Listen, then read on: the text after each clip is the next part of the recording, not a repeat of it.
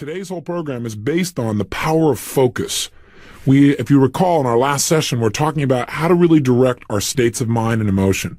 We said that everything that we really want in our lives, no matter what it is, whether it be family or friends or relationship or money or business success or acknowledgement, all those things, the only reason we want them is what we think we'll get out of them, which is a state change, a certain level of feeling within ourselves.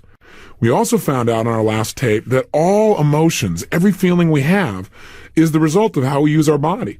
That emotions literally are nothing but physiological storms in our brains, if you will. And that we learned that by using our bodies in certain ways, by using our voice, our gestures, our breathing, our facial expressions, we could radically change our states. And we also talked about the idea, if you recall, of measuring our states. Where are we on a scale from 0 to 10? 10 being absolutely empowered, unstoppable, passionate. 0 being dead.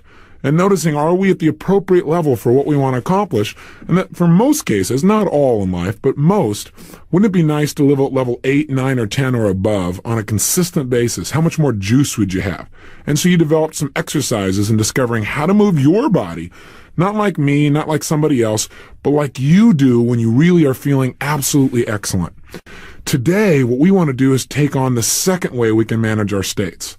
And the second way to change your state at any moment in time, as quickly as you can think it, is to control and direct the focus of your mind. What do I mean by that? Well, think about this. The only experience that you have of life comes in two forms. What you're physically feeling because of the condition and use of your body at that moment. In other words, if you got physical pain, that's obviously going to affect your state. There's some kind of tension, for example. Or if you haven't had any sleep, that's certainly going to affect your state as well. Or if you've eaten something that's blown your blood sugar sky high, then obviously that's going to affect your emotional states as well. The only other thing that really controls your state is what are you paying attention to right now at this moment? I mean, let's take an example. Have you ever had a headache, maybe even a massive headache that you thought there was no way you would ever go away? You were in really deep pain. Now, what do? Well, most people go get an aspirin. What if instead, have you ever had it happen where somebody asked you a question or something needed to be done or something required your total focus somewhere else outside of yourself and whammo, immediately the pain disappeared. In fact, you forgot about it. And later on when you thought about it, you noticed your headache was gone. Haven't you had that happen at least once or twice in your life? Now, how did you do that? See, my whole life has been studying what makes people successful. If someone's able to do something, if they're able to get rapport with somebody else, if they're able to create the results they want physically in their life, that is lose weight, feel energized, if they're able to create the relationships that they really desire, if they're able to feel as good as they ever wanted to feel, I want to know how do they do that? And so I began to study how could somebody get rid of a headache that quickly so we wouldn't be dependent on some drug like aspirin or Tylenol or anything else. And I began to realize that what it was is we changed our mental focus and that whatever we're experiencing in our body really comes from what we're paying attention to. That's what really determines how you feel. And of course, how you feel determines usually how you're going to behave. Doesn't that make sense? And when you're feeling really lousy, you don't usually do really well. And I know there are exceptions, but those exceptions are because you control your focus. You don't focus on feeling lousy, you focus on what's got to be done. There is tremendous power in controlling the focus of your mind. Now, what do I mean by this specifically? Well, there are two things we can control in terms of focus. We can control what we're focusing on. That is, what we're picturing in our mind, what we're saying to ourselves, what we're paying attention to in our physical body. Or we can control how we're focusing. How we're focusing means, let's say, the dimension of the pictures in our mind, the brightness of the colors in our head, the volume of our sounds. If we change how we're paying attention to things, not just what, it radically changes our state as well. Let me give you an example. Pretend for a moment that your brain is a camera and you go to a party. How are you going to feel at that party? Well, the only thing you're going to have feelings about are the things you focus on. I mean, in that room, literally, there are almost unlimited number of activities and probably emotions and conversations and things that are going on. But your experience of that party is based on what that camera focuses on. Now, if it focuses on two people that are fighting, and that's what it focuses on for the entire party, you would leave that party saying, oh, that party was really intense. I mean, people are really upset with each other. If your focus was on two people in love who were maybe kissing passionately, you'd say, wow, that party was really moving. I mean, those people were really connected.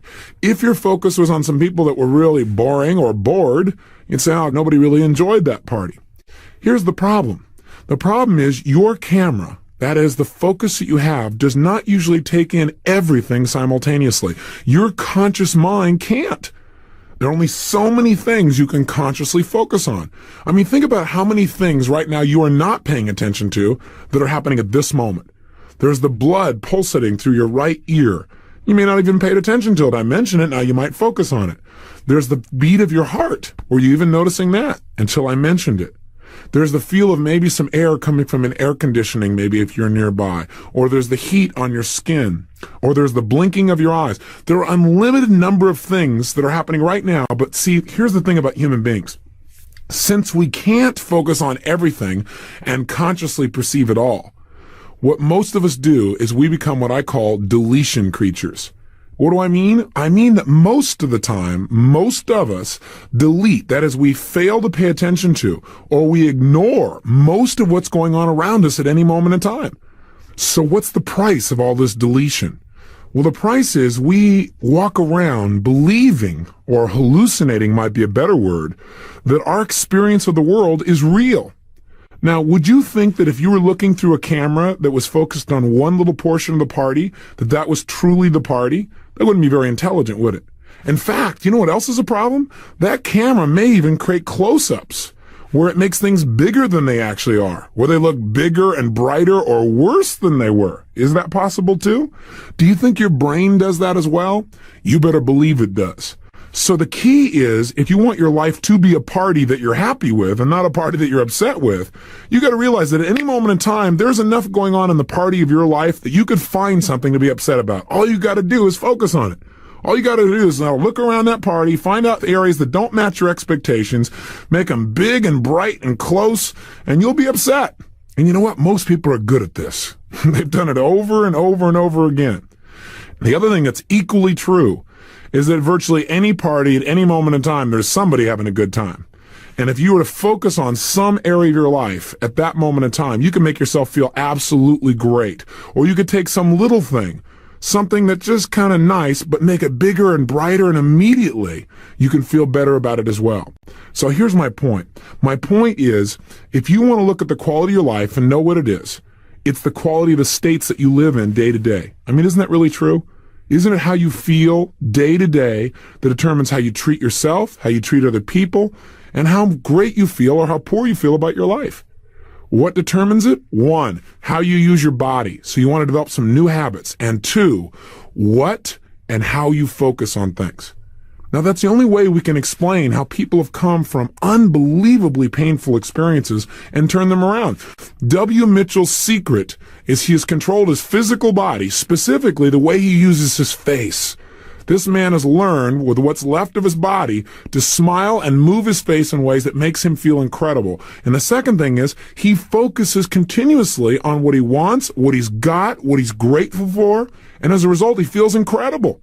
Now, nobody would blame him for looking around and seeing he has no legs, and he has no fingers, he's got the toes there instead, and he's in a situation where he's in physical pain a lot of the time.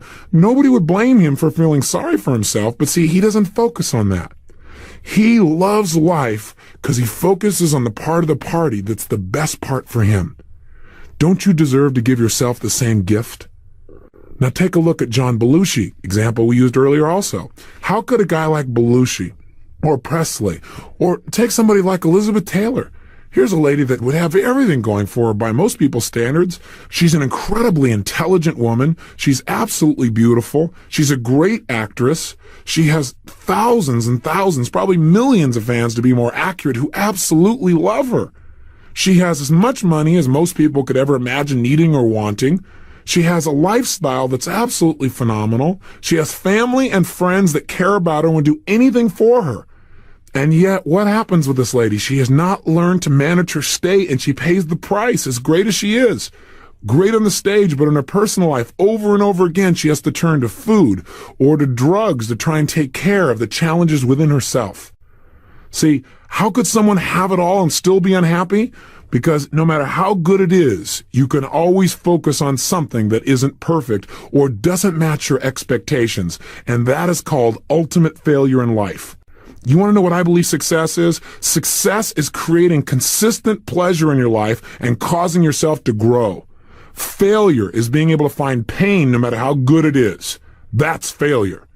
The bottom line is you have that power and you can change it right now by understanding that you make decisions about what to focus on. Now, it may be true that you've got some bad habits. It may be true that right now you look at what's worse, or you look at what's wrong, or you see what's not working in your life, and it's habitual, so you don't think about it consciously, but you still make the decisions. You can turn off the automatic pilot and take control. And when you do, you can instantly change the quality of your life. The lady I married, my wife Becky, one of the things I love about her more than anything in the world, the reason I married her probably more than anything else, is this woman is so incredible in her ability at any moment in time to focus on what is great in a situation, what is beautiful, the most little things. She and I share that power where we can be in the middle of anything, in the middle of turmoil and upsets and frustrations, and in a heartbeat, we can stop and we say, hey, look, notice that flower, notice that sunset. Or look in each other's eyes and say, how did I get so lucky to get you? We have that ability, and we share it, we reinforce it in each other, and it gives power to our relationship and to our lives. You have that control. All you have to do is exercise it. So what I want to do is be more specific with you now on how to do it. Now, first of all, let me demonstrate this is really true to you. I mean, you may say, well, yeah, this makes sense, but let's take a quick example. Now, this may be an unfair situation if you're in a place that you're familiar with, but let's try this right now. And if you're in a place you're familiar with, you might want to try it later on in the day when you're not familiar with something, but let's take an example here. What I want you to do right now is I'd like you, if you would, let's test the power of something. I want you to look around your room, the room you're in right now, or if you're in your car, you can look out the windows also, but I want you to notice everything you can see, and I'm only going to give you a few seconds, that is brown. Quick, look around the room, everything you can see that's brown. Look around your car, look outside, everything you can see is brown. Quickly, everything. Make sure you don't miss anything. Everything you see is brown. Quick. Okay, stop. Close your eyes. With your eyes closed now, close your eyes. If you're driving, this is difficult. Okay, so you might want to try this later as an exercise. But what I'd like you to do is close your eyes, and what I want you to do with your eyes closed now is tell me, or, since I'm not there literally, although I may be, you never know. But just for now, out loud say everything that's in this room that is green. Oh, maybe I hooked you a little bit, huh? You were waiting for brown. Tell me out loud. Come on, everything that's green. Try this. Everything in that room that's blue. Everything in the room that is white. And everything in the room that's red. And now open your eyes and look around the room and notice everything you can see in this room that's green. Come on, take a good look. Now, some of you may say, well, there's nothing in this room that's green. Look behind you there. There's something green behind you. That's right. What's blue in this room? Now, do you see a lot more green? Do you see a lot more blue now than you did the first time? Unless you're in a room you already are super familiar with, that is, you've already got a picture in your head and you know it, like maybe it's your bedroom and you know everything. Even then, you may not have noticed everything. But if you're in a strange room or you're in a place you're not used to, what I find is 99% of the time, people see a lot more blue and green when I ask them about that specifically later on. In other words, when I ask you to focus on brown, that's what comes up. You notice mostly brown. You tend to delete a lot of the other details. Isn't that true? Now, how does that relate to life? See, a lot of people in life stare at and focus on the brown in life, the, shall we say, feces of life. And other people, they look for the green. They look for its growing. They look for what's alive. That's what you need to do. See, in life, we get whatever we focus on. Whatever you pay attention to, that's what you experience in your body instantly. So how do we control our focus? Well, that's a good question. For years, I've been looking at it. I read all the books on positive thinking where they said, hey, you want to do good, you got to feel good. That makes sense. And if you want to feel good, you got to talk to yourself good and picture good. Well, the challenge with positive thinking is what we've already talked about. Problem with positive thinking is you got to think about it. And it's a little bit difficult. We got to get ourselves conditioned to think more positive. Plus, I kept asking the question, how do you think positive? They say, be positive. How? Well, I said, make good pictures. Well, how do you get yourself to do that? And so what I've analyzed for years is what determines, since there are zillions of things you and I could pay attention to at any moment, what determines what we focus on? Well, some of what we focus on, or most of it, is based upon our beliefs of what's important and our values. And we're going to talk about that in the next tape. But for right now, the thing that at this specific moment determines what you focus on is how you're evaluating things. Now, that sounds like a big chunk, but what do I mean by that? Well, the way we evaluate things determines how we feel. But what is an evaluation? Evaluations are nothing but questions. The way I found this out is one day I was realizing, well, W. Mitchell's pretty happy because he's evaluated his life in a way that makes him happy. John Belushi's not here because of the way he evaluated things. He made himself actually feel bad when he had plenty he could have felt good on if he just focused on that part of his life's party, if you will. So I thought, how do I explain what an evaluation is? And then I noticed that I had asked a question to try to evaluate how to explain evaluations. And I thought, well, is it possible that evaluations are questions? I thought, well, that's a question too, isn't it? I thought, that's a question, isn't it? I thought, is that really what an evaluation is? Is a question? And notice that was a question. Pretty soon I whipped myself into a frenzy and began to realize evaluations are in fact questions. And I tried to mismatch it. That is, I tried to look at the opposite side, and I've tested it on all kinds of people. Maybe you can find the opposite of what I'm saying, but I don't know. I have found that thinking is nothing but the process of evaluating things. You're always evaluating, what does this mean to me and what should I do? Those are two questions your brain is asking on a continuous basis. See, if I take my fist and I go wham and I bring it within 2 inches of your face, I guarantee you your brain's going to make some evaluations. Question number 1, what does this mean? Question number 2, what should I do? And your brain's going to evaluate. It's going to search your brain for your beliefs about what does this mean? Do I need to move? Is he going to hit me? What does this mean?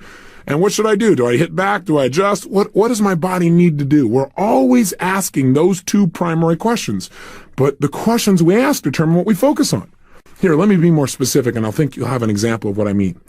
I've said to you so far in this tape that what you focus on determines how you feel.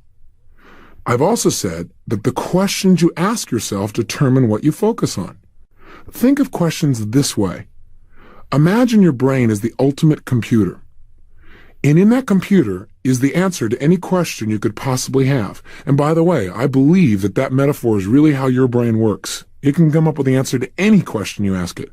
The Bible says, ask and you shall receive. A very true and real statement. Beyond what you might believe religiously, even if you have different religious beliefs, it is reality in my experience of how our brain works. Now, if you have this great computer, and in front of you, the only way you get information out of this computer is to ask for it. You tap into this keyboard and you ask questions, and bam, in answer to the questions, you will get responses on the screen.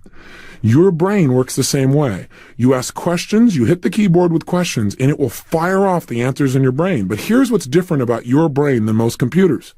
Whatever question you ask, if you ask it with the absolute expectation that you're going to get an answer, and if you ask it consistently, and you give the brain time to search for the answers, you will get an answer. By the way, any question you ask, you'll get an answer to, even one that doesn't have a basis in reality. In other words, this computer will do anything. It'll search its files and make things up in order to answer your question.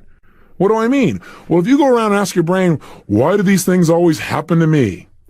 Well, guess what? Your brain will search all its databases and say, why do these things always happen to me? And it'll take every possible form of input of what people have said to you in your life, what you've ever said to yourself, what you've ever read or saw on TV, and it'll make up an answer for you. It always happens to you because you're a turkey. That's why, right?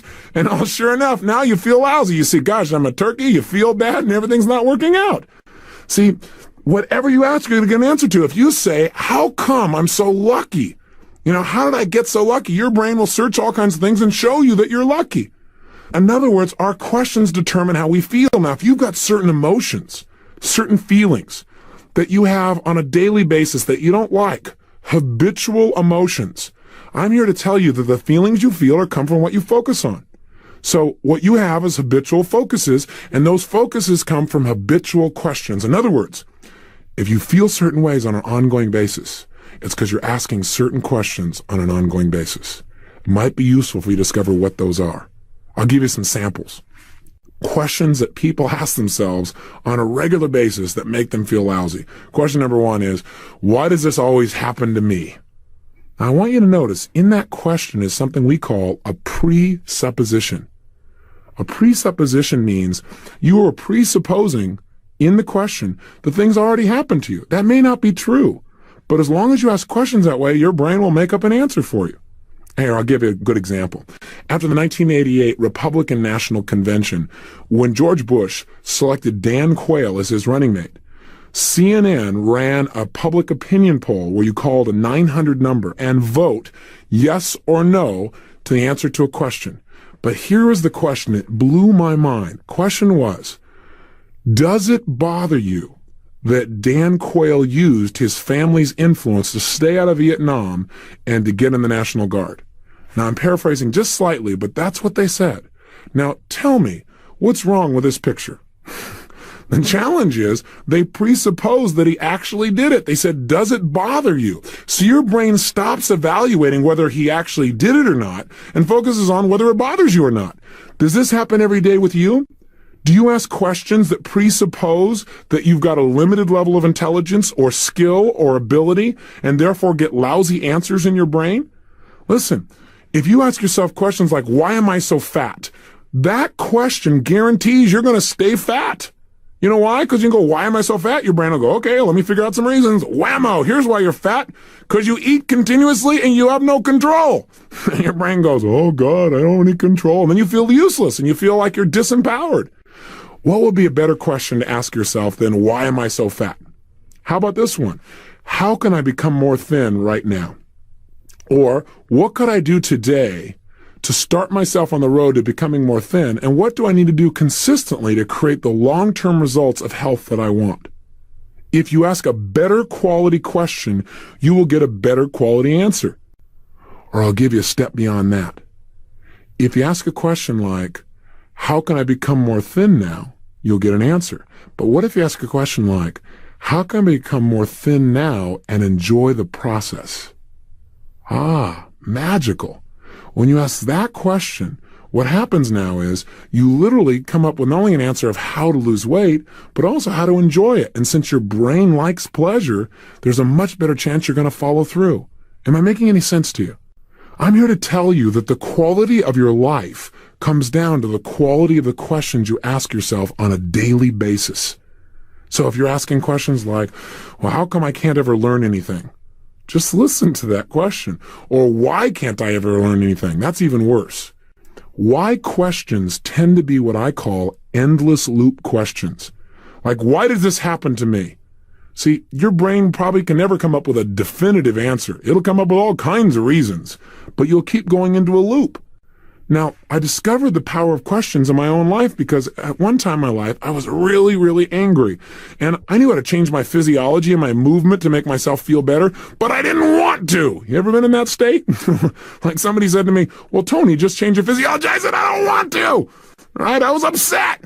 But the reason I was upset is what I was focusing on. I was focusing on somebody who had taken a bunch of money from my company and embezzled it. And I got pretty upset, to say the least. And I was walking around in a frenzy going, how could he do this? How could he have the audacity to do this?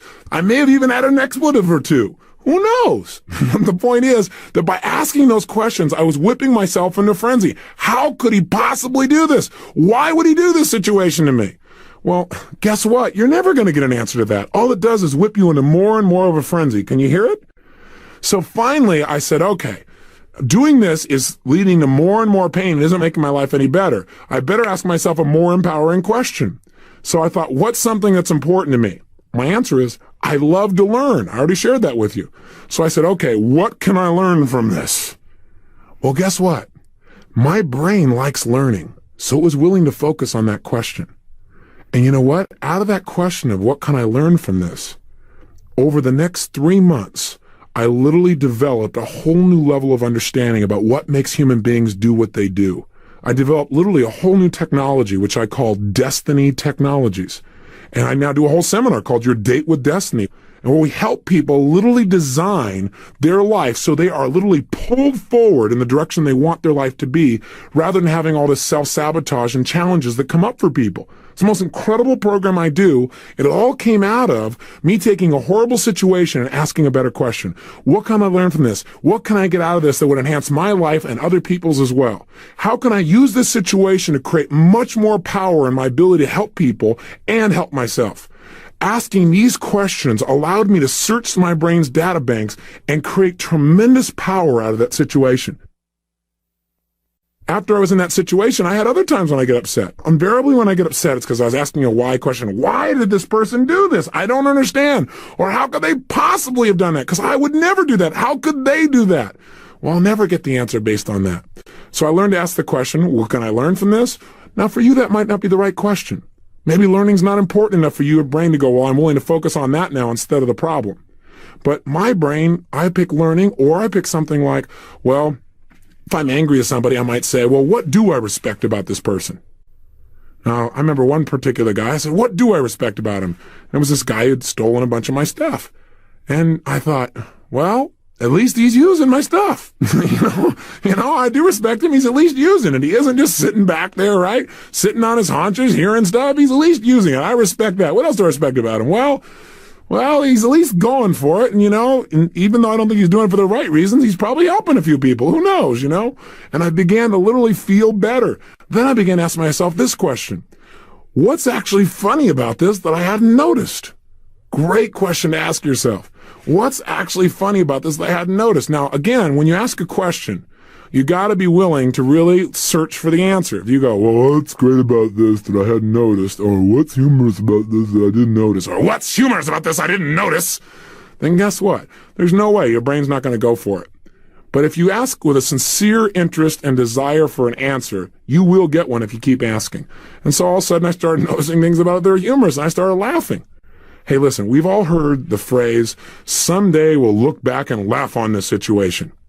Well, if that's really true, why wait? Why not look back and laugh on it now? Why wait for years before you can feel good about something again? And the way to do it is change your focus. The way to change your focus is use questions. They're much more powerful than any other tool I've noticed. I'll tell you why. Questions basically do three things when you ask a question. Number one, when you ask somebody a question, it instantly changes what they focus on, and therefore it changes the way you feel instantly. See, if you're feeling lousy and I come along and I get you to answer a question like, well, let me ask you a question. What is great in your life right now? You go, well, nothing. I go, I know nothing is, but if there was something that was great, what could be great in your life? If I get you to really think about it, what it makes your brain do is search your files, and you know what? No matter how bad your life may seem, there's something great going on. There's no doubt about it. Here you are and all your friends this weekend are skiing, but you're home studying for a big test, and you feel cheated, and you feel left out, and you feel hurt. Hey, listen, all you need is a little contrast for yourself.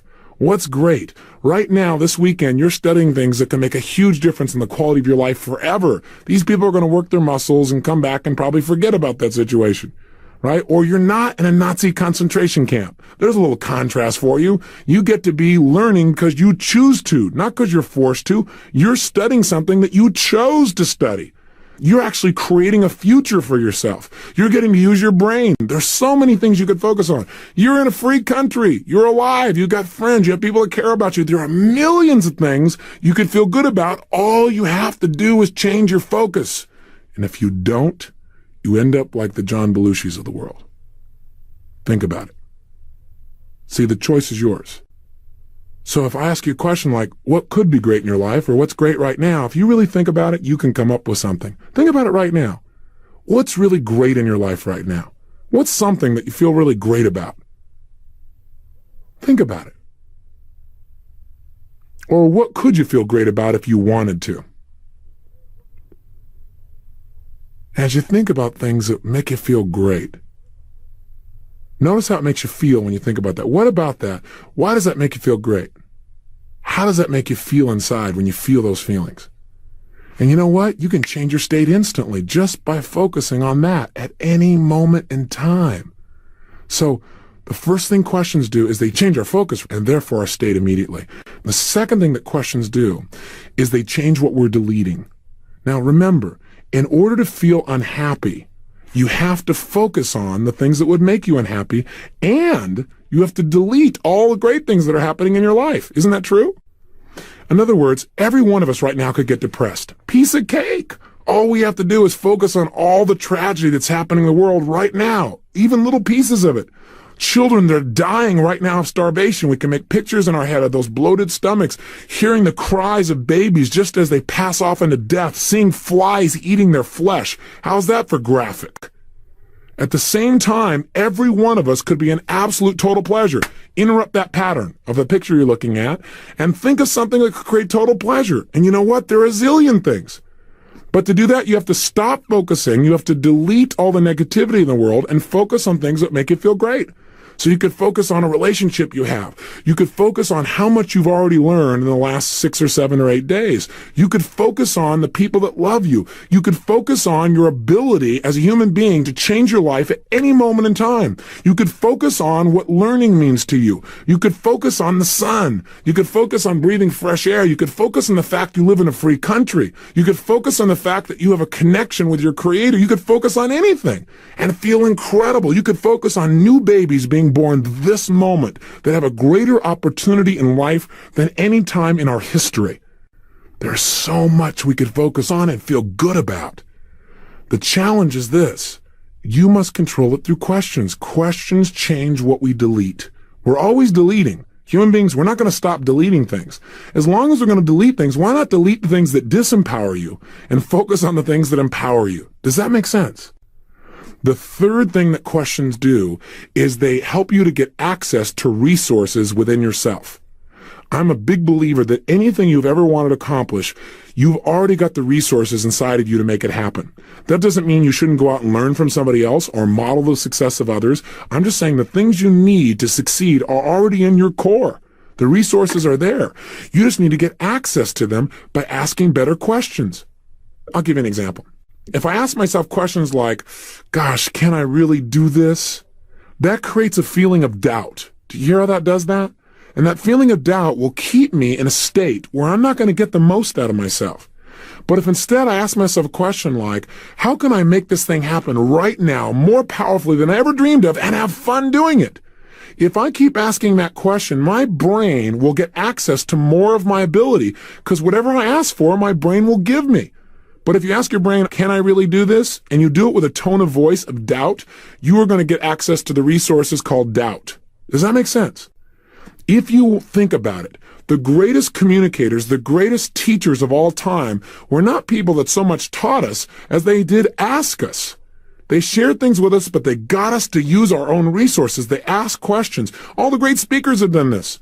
Hey, Martin Luther King asked questions about a dream. John F. Kennedy asked, don't ask what your country can do for you. Ask what you can do for your country. He wanted you to take the resources out of yourself and contribute and expand our country. You must learn to ask habitual questions that empower you. I want you to know that I believe the success in my life has all come down to one basic skill, state management. On a consistent basis, I've learned how to manage my state, and therefore, I've been able to get myself to break through and take action when very few people around me were able to do the same. They were able to. That's probably not the best description. They weren't using their power because they didn't have access to all of it. And I've done that by every day doing things that would increase my physical ability, flexibility, power, energy. By the way, I'm moving the way I breathe, and also by consistently and daily conditioning myself to ask the kinds of questions, to create the kinds of focus that moves me towards larger levels of contribution and joy and fun and success and passion instead of the things that would pull me down, that would pull me to areas of frustration and anger and giving up. Listen, there is no capability difference between you and someone you consider to be an ultimate role model of success. The only difference is they've learned to use their mind and body with more power on a consistent basis. They've learned to manage their state. They've learned to use their body effectively. Whether they know it or not consciously doesn't matter. A lot of people do things without being aware of how they do it. And they've learned to control their mental focus. Remember, whatever we concentrate our focus on consistently and strive to learn from and make new distinctions about, we will get great at. I don't care what it is. If you focus on it daily and you strive to be better, you're going to make little distinctions that'll make you more and more effective every single day. So you better decide what you want to focus on in your life and what you want to experience on a daily basis, because that's where your power is going to come from. That's where your power is going to emit from. That's the genesis of your power. I want you to know that many things that you think are impossible or difficult are only difficult or impossible because of the way you're focusing on things. You're focusing on how it can't be done, and you got to remember, whatever you focus on is what you get. So if you focus on how it can't be done, you are absolutely right, and no one's going to prove you wrong. So why not focus on what's possible and create that? I mean, that's how I created things like the Firewalk Seminar. All I did was hold a new level of possibility. Instead of focusing on how it couldn't be done or how it was a terrible thing or something like that, I focused on, hey, this is an incredible example of possibility. And if other people can do it, my focus and my question is, if they can do it, then how can we do it? How can I share it with other people? How could it be used as an empowering experience that's a lot of fun? I did the same thing with teach people wood breaking. I teach people how to break wood karate style, not in 2 years, but in about 20 minutes. Again, not to make them this powerful person, but to show them that by simply changing their mental focus, by controlling their physical, emotional state, and by modeling someone's success, that they can get results in 30 minutes that takes most people 2 years. And they have what we call a breakthrough, literally. I want you to know that you have every right at any moment in time to feel lousy, to feel bad, to feel sorry, to feel hurt. I am not saying by this tape program that you should never be disappointed or frustrated or angry or anything else, because all of those emotions have their place in their proper proportion. Hey, some of my greatest frustrations or angers or upsets are what have driven some of my greatest successes, because it's made me search for more. But see, what's interesting is the pain drove me, but what changed me from other people who just gave up is I asked better questions. I found a way to say, what can I learn from this? How can I grow from this? How can I expand from this? What can I take from this experience that'll empower me? What can I learn from this so I never have to experience it again? And by asking empowering questions, how can I take advantage of this? What's the actual benefit in this situation that I probably hadn't noticed? I began to find benefits. Whereas other people said, why did this happen to me? Why does this always happen to me? Why did you do this to me, Lord? How come I'm not smart enough to pull this off? Why do I keep self-sabotaging? See, that's the difference between success and failure. So I want you to know, I'm not saying you can't feel bad. I'm just saying when you're done feeling bad, here's how to change. And you may not want to spend quite so much time feeling bad in the future, because feeling bad is based on focus. If you change your focus, you can feel good instantly, right now, at this moment now. So let me ask you a few questions. And what I'd like you to do for your homework is design some questions. Every morning in my life, I wake up and I ask myself questions. Now, the truth is you already do this too. The only problem is you're not doing it consciously. Think about it. When you're shaving, are you thinking and talking to yourself? Know that the process of thinking is nothing but asking and answering questions. You're doing it constantly. That's where your thoughts come from. Think about it. Now you might say, well, no, that's not true, or yes, it is true. If you said no, it's true, or yes, it is, it's because you asked yourself the question, is that true? Or something like it. See, some of the questions you ask are subconscious. Your brain is deciding all the time. If I get in this car, if I turn here, what's going to happen? Is that car coming too close or too far? You're asking questions constantly, subconsciously, but you're also doing it consciously. When you're shaving or putting on your makeup or shampooing, you're asking questions, but it might be questions like, God, why do I always have to do this? Why do I have to go to work today? Think about the kind of states that those questions create. And what would be some more empowering questions like, what could I do today that would make today more fun than ever before? What could I do today that would create a breakthrough in my business? What could I do today to connect more with my family members? I wonder what's going to happen today that'll make me feel total pleasure for no reason.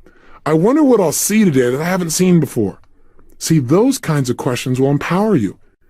If you're bored, it's because you ask lousy questions. Probably ask questions like, why do I have to do this? Why do we do this all the time? Why do we always do these things? Versus looking around and saying, God, what could I notice today that I haven't noticed before? See, what could I see today that I haven't seen before? What could I smell today I haven't smelled before? See, it's called directing your computer. So here's some questions you might want to answer right now in your own mind, and notice how they make you feel. Question 1, what are you really most happy about in your life right now?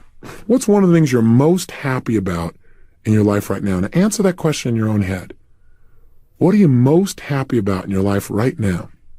Or if your brain goes, nothing, what could you be happy about if you wanted to be? If you ever ask a question of yourself and somebody says, well, I don't feel that way, or I don't think that way, say, I know you don't, but if you did, or if you could, what could you feel happy about right now? Think about it. Have you thought of something? Well, good. Let me ask you a question. What about that makes you happy? Third question. How does that make you feel? Really allow yourself to feel it. Don't just go, well, it makes me feel happy. Feel the feelings. What else are you really happy about in your life right now? Think of a second thing. What else are you really happy about in your life right now?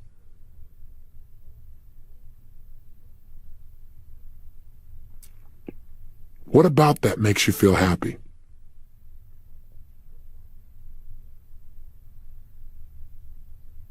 How does that make you feel?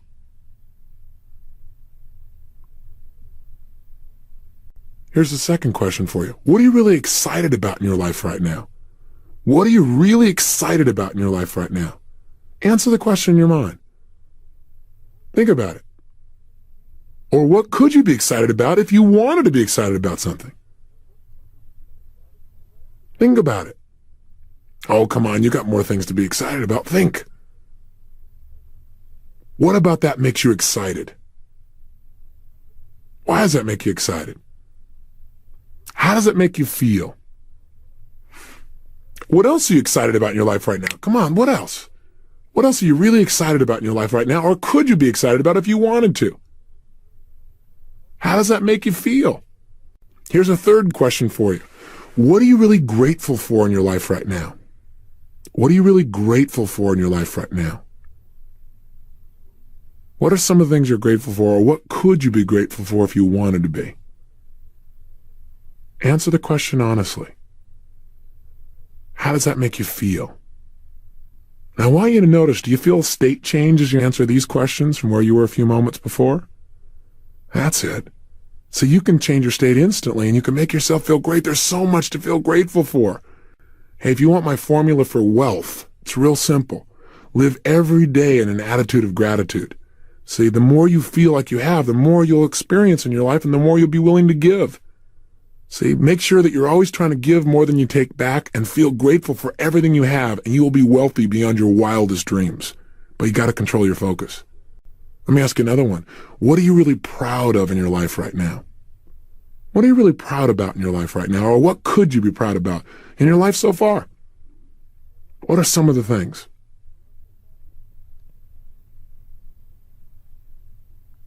What about those things makes you feel proud? How does that make you feel? What else are you really proud of in your life right now?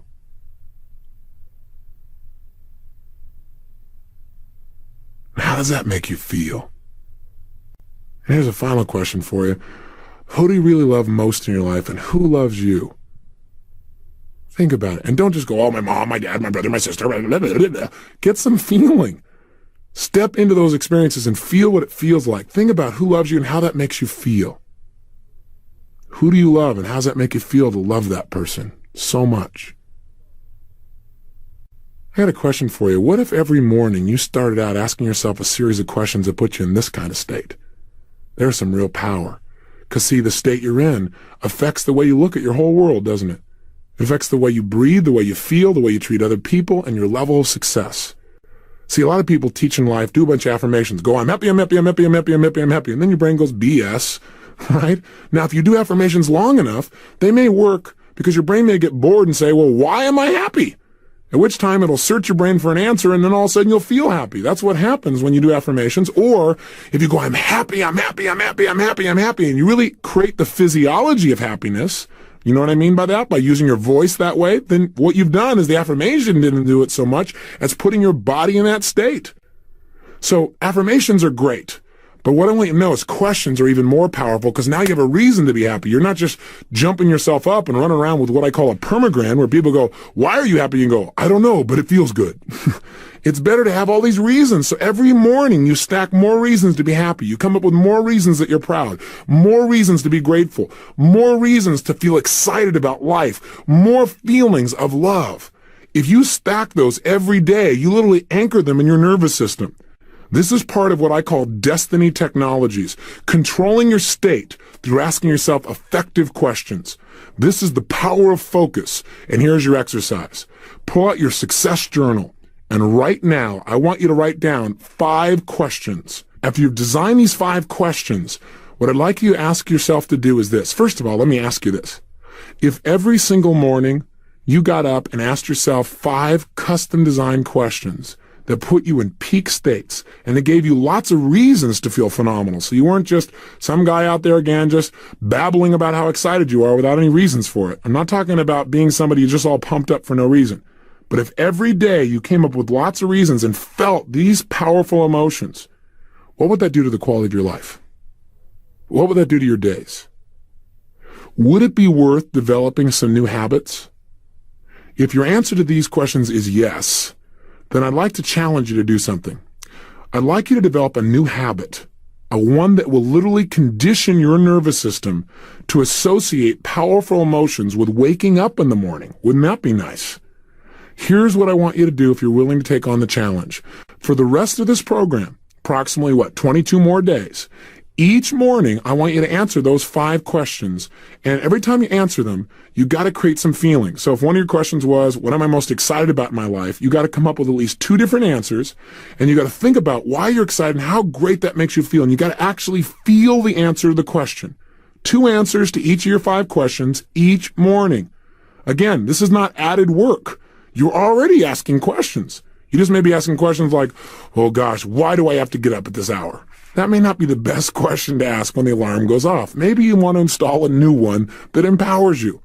Would you be willing to do that for the rest of this 30-day program?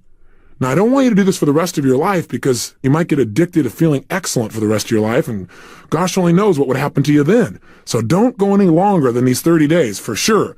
But at least for the 30 days, would you be willing to try it? Okay.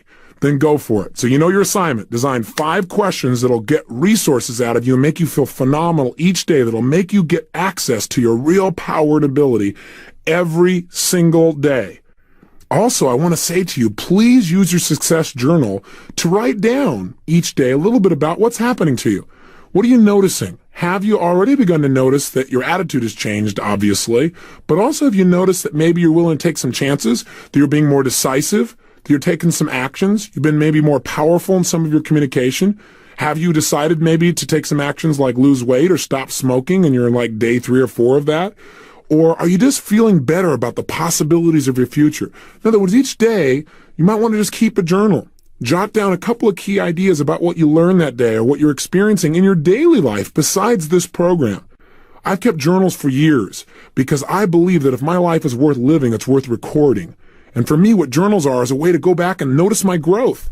See, because otherwise what happens for a lot of us is we get caught up.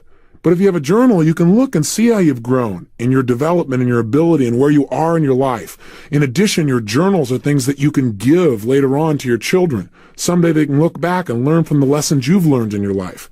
So they're invaluable. I hope you'll decide to keep a success journal on an ongoing basis after this program, but see if you can get yourself in the habit right now for the next 30 days.